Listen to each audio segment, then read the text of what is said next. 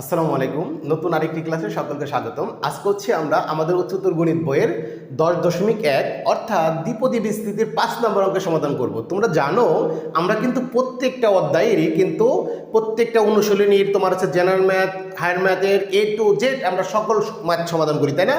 তো আমাদের এই সকল ম্যাথগুলো পেতে আমাদের চ্যানেলের তোমরা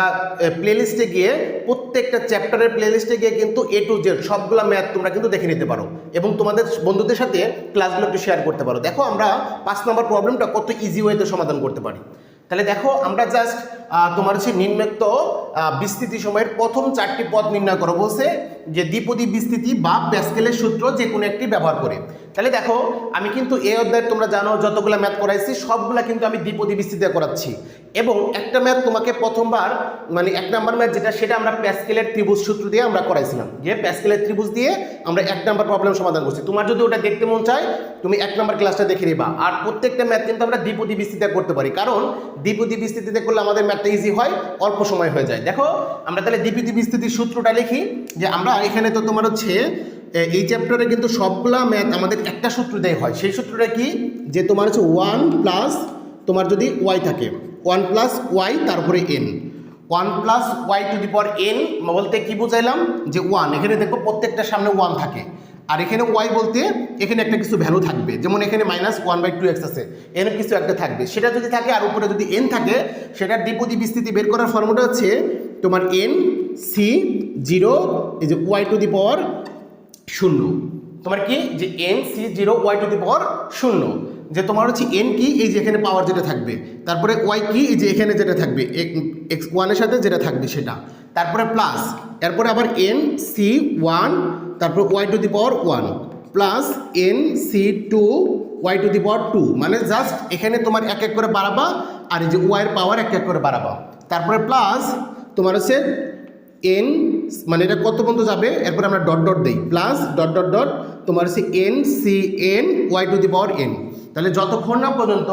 আমাদের এই যে দুটো সেম হয় এবং উপরেও সেম হয়, অর্থাৎ এখানে পাওয়ার যেটা থাকবে এখানে এটা আসবে, এটা এখানে এটা আসবে, পাওয়ার ওটা আসবে, এরকম হলে আমাদের দ্বিপদী বিস্তৃতির একদম ফাইনাল শেষ, মানে শেষ পর্যন্ত আমরা আসছি। কিন্তু আমাদের কিন্তু এই ম্যাথটা কিন্তু এত দূর পর্যন্ত যাইতে হবে না, কারণ কি এখানে বলছে আমাদের প্রথম 4টি পদ নির্ণয় করো, ঠিক না? তো প্রথম 3টি পদ তো যে 1টা 2টা 3টা আমাদের আরেকটা করলে কিন্তু হয়ে যেত। ওকে, তাহলে দেখো আমরা স্টেপ বাই স্টেপ প্রত্যেকটা ম্যাথ তোমাদেরকে সমাধান করে দেখাই। তাহলে আমাদের প্রথমে কতে দেওয়া আছে 1 - 2x² তার উপরে কত 7। তাহলে দেখো এই প্রবলেমটা আমরা খুব সহজে সমাধান করি। তাহলে আমরা কি করব, জাস্ট এই যে ফর্মুলাটা অ্যাপ্লাই করব যে nc0, n বলতে আমাদের যে পাওয়ার যেটা থাকে পাওয়ার 7, তারপরে c0, তারপরে আমাদের এইখানে y to the power 0, y বলতে কি যে 1 এর সাথে যেটা থাকে, দেখো 1 এর সাথে যেটা থাকে প্লাস মাইনাস সহ নিতে হবে, অর্থাৎ চিহ্ন সহ নিতে হবে। এখানে মাইনাসের কি আছে 2x², তাহলে আমরা নিব মাইনাসের 2x², তাহলে তার উপরে পাওয়ার কত 0, এরপরে প্লাস প্লাস হচ্ছে আমাদের দ্বিতীয় পদ nc1 y to the power 1, তাহলে n হচ্ছে 7 c1 আর y হচ্ছে আমাদের -2x² তার উপরে কত হবে 1 হবে, জাস্ট এই যে 0 1 2 3 এরকম হবে, আর এখানেও 0 ছিল 1 হবে 2 3 এরকম হবে, তাহলে প্লাস এখানে 7c2 তোমার -2x² তার উপরে 2 প্লাস 7c3 -2x² তার উপরে 3 প্লাস ডট ডট ডট, এরকম আমাদের 4টা পদ নির্ণয় করতে বলছিল, আমরা জাস্ট 4টা পদ নির্ণয় করলাম, 1টা 2টা 3টা 4টা। এখন এটাকে ক্যালকুলেশন করলে যেটা হবে সেটাই আমাদের অ্যান্সার হবে। তাহলে দেখো আমরা জাস্ট কি করব nc0 তুলব, তাহলে এটা আমরা ক্যালকুলেটরের হেল্প নিয়ে করতে পারি। দেখো আমরা ক্যালকুলেটর নিব, আমরা প্রথমে তুলব কি 7, তাহলে 7 এরপরে সি তোলার জন্য তোমার কি করতে হবে শিফট, প্রথমে শিফট দিবা, তারপরে যে ভাগ চিহ্ন আছে ভাগ চিহ্নতে চাপ দিবা, তাহলে সি চলে আসবে, আর এখানে আমাদের 0 আছে 0 দিবা, 0 দিয়ে ইকুয়ালে চাপ দাও, তাহলে 1 আসবে, তার মানে এই মানটার মান হচ্ছে 1, এটার মান কত 1 ইন্টু তোমার আছে এই যে এটার মান, দেখো এখানে আছে -2x² তার উপরে 0, তার মানে তোমার হচ্ছে এই যে এখানে যে মানটা আছে সেটার উপরে যদি 0 থাকে, অর্থাৎ যে কোনো মান তুমি জানো সূচক থেকে যে আমাদের a টু দি পাওয়ার 0 হলে তার মান কত হয় 1 হয়, অর্থাৎ যে কোনো একটা মানের উপর যদি পাওয়ার 0 থাকে তাহলে তার মান হয় 1, অর্থাৎ এটার মান হচ্ছে কত 1, বুঝতে পারছো? তারপরে প্লাস এরপরে যদি আমরা প্লাস দিই, দেখো এখন এখানে আমাদের কি আছে 7c1, তাহলে আমরা আগের মতো করে তুলবো 7c1, তোমার তো 7c0 তোলাই আছে এখানে, তুমি জাস্ট 0কে ডিলিট দিয়ে 1 দাও, তাহলে 7c1 মানে হচ্ছে 7, অর্থাৎ এই যে এটার মান হচ্ছে আমাদের কত 7, তারপরে ইনটু ইনটু হচ্ছে আমাদের দেখো এখানে মাইনাস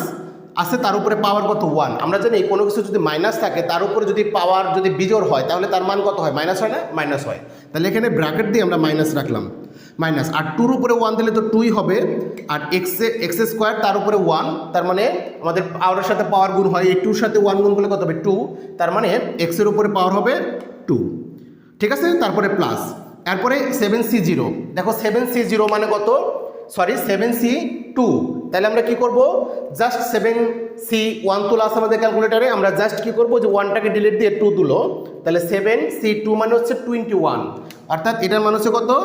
21 ইন্টু এই যেটার মান লাগবে। এখন এখানে মাইনাস, তার উপর স্কোয়ার ছিল, তো মাইনাস থাকলে তার উপরে যদি জোড় সংখ্যক পাওয়ার থাকে সেটা প্লাস হয়ে যায়, অর্থাৎ মাইনাসটা আর থাকবে না। এরপর 2-র উপর স্কোয়ার করলে কত হবে 4, 2-র উপর স্কোয়ার করলে 4 ইন্টু এই যে এক্স স্কোয়ার তার উপর স্কোয়ার আছে, তার মানে পাওয়ারের সাথে পাওয়ার গুণ, তাহলে 2-র সাথে 2 গুণ করলে কত হবে 4, তাহলে এক্স টু দি পাওয়ার কত হবে এখানে 4 হবে। তারপর আমরা এই যে এই পদে চলে আসি, দেখো আমাদের এখানে কি 7c3, তাহলে আমরা ক্যালকুলেটারে তো 7c2 তোলা ছিল, আমরা 7c2 2টাকে ডিলিট দিয়ে 3 তুলি, 3 তুলে আসবে 35, অর্থাৎ এই যে এটার মান হচ্ছে 35, তাহলে আমরা এখানে তুলবো 35 ইন্টু দেখো এখানে মাইনাস, তার উপরে পাওয়ার হচ্ছে 3, তাহলে মাইনাসের উপরে আমাদের বিজোড় সংখ্যক পাওয়ার, তার মানে একটা মাইনাস হবে এখানে মাইনাস, আর 2-র উপরে কিউব করলে তুমি জানো 8 হয়, আর এক্স স্কোয়ার তার উপরে কিউব আছে, তার মানে পাওয়ারের সাথে পাওয়ার গুণ, 2-এর সাথে 3 গুণ করলে 6 হবে, তার মানে x to the power into x to the power 6 হবে। হয়ে গেল, দেখো আমাদের চারটা পদ শেষ, এতে প্রথম পদ, দ্বিতীয় পদ, তৃতীয় পদ, চতুর্থ পদ। তাহলে জাস্ট এগুলোকে আমরা একটু সিম্পল করি, তাহলে 1-এর সাথে 1 গুণ করলে কত হবে বলো তো 1, তাহলে এখানে 1 তুল বসাবা, আর এখানে আমাদের দেখতে পাচ্ছি দেখো আমরা এটার সাথে এটা গুণ করবো, এটা প্লাসের 7 আর এখানে মাইনাসের 2x স্কোয়ার, তাহলে সর্বপ্রথম সংখ্যার সাথে সংখ্যা গুণ করো, দেখো যে প্লাস মাইনাস, তাহলে প্লাসের মানে যে কী হবে মাইনাস হবে, এখানে মাইনাস বসাবা, 7-এর সাথে 2 গুণ করলে 7 গুণে 14, তাহলে এখানে 14 হবে, আর আমাদের এক্স স্কোয়ার ছিল তাহলে এক্স স্কোয়ার হবে, তাহলে দ্বিতীয় পদ হয়ে গেল। এরপরে তৃতীয় পদ দেখো 21 ইন্টু 4, তাহলে 21-এর সাথে 21-এর সাথে 4 গুণ করলে কত হবে 84, তার মানে প্লাসের 84, এখানে এক্স টু দি পাওয়ার 4 ছিল, তুমি এক্স টু দি পাওয়ার 4 বসাবা। এরপর দেখো এখানে প্লাস এখানে মাইনাস, তাহলে প্লাসে মানে যে কী হবে মাইনাস, তাহলে এখানে মাইনাস, তুমি 35-এর যদি 8 গুণ করো তাহলে কত হবে দেখো 35 ইন্টু 8 করলে 280 হবে, তাহলে এটা হবে 280, তার সাথে কী ছিল এক্স টু দি পাওয়ার 6, তাহলে এখানে এক্স টু দি পাওয়ার 6, তাহলে দেখো আমাদের যে প্রথম পদ, দ্বিতীয় পদ, তৃতীয়, চতুর্থ, আমাদের 4টা পদে নির্ণয় করতে বলছিল, তার মানে আমাদের ক নম্বরের অ্যান্সার হবে এটা। তো আশা করি খুব সহজেই তোমরা বুঝতে পারছো, তাই না? হ্যাঁ, তাহলে দেখো সেমভাবে আমরা এখন খ নাম্বার সমাধানটা করে ফেলি, খ একইভাবে একদম এটার কপি, হ্যাঁ, এগুলো প্রত্যেকটা ম্যাথই মানে একই সিস্টেমে করতে হয়, কোনো ব্যতিক্রম নাই। হ্যাঁ,